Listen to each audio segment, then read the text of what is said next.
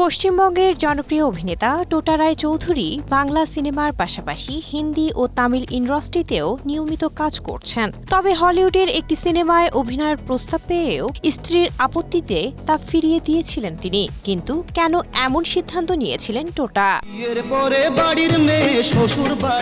সম্প্রতি এক সাক্ষাৎকারে এ প্রসঙ্গে টোটা বলেন, চরিত্রটা বেশ ভালোই ছিল, কিন্তু অফার ফিরিয়েছিলাম কারণ একটা অন্তরঙ্গ দৃশ্য ছিল। আমি পরিষ্কার বলেছিলাম, হলিউডের প্যাটার্নে থাকলে আমি অভিনয় করব না। আমাকে নিতে চাইলে ওই দৃশ্যটা বাদ দিন, আর না হলে আমাকে বাদ দিন।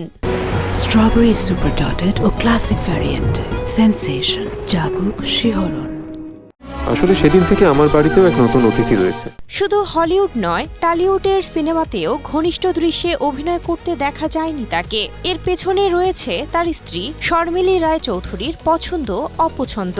এ প্রসঙ্গে অভিনেতা বলেন, আমার স্ত্রী পছন্দ করেন না, তাই আমি করি না। আমি যদিও জানি এটা পেশাদারভাবে করা যায়, আর এখন তো নানা উপায় বেরিয়েছে, কিন্তু যেটা আমার অর্ধাঙ্গিনীর পছন্দ নয়, যা তাকে মনোকষ্ট দেয়, সেটা আমি কেন করব? তুমি কি বলছো জুলি? হ্যাঁ শুনুন, আজই জানতে পেরেছি।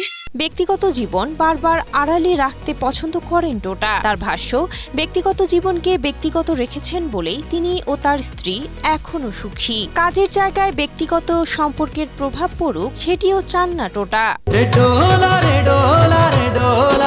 Cynthia Aktari, Asia post.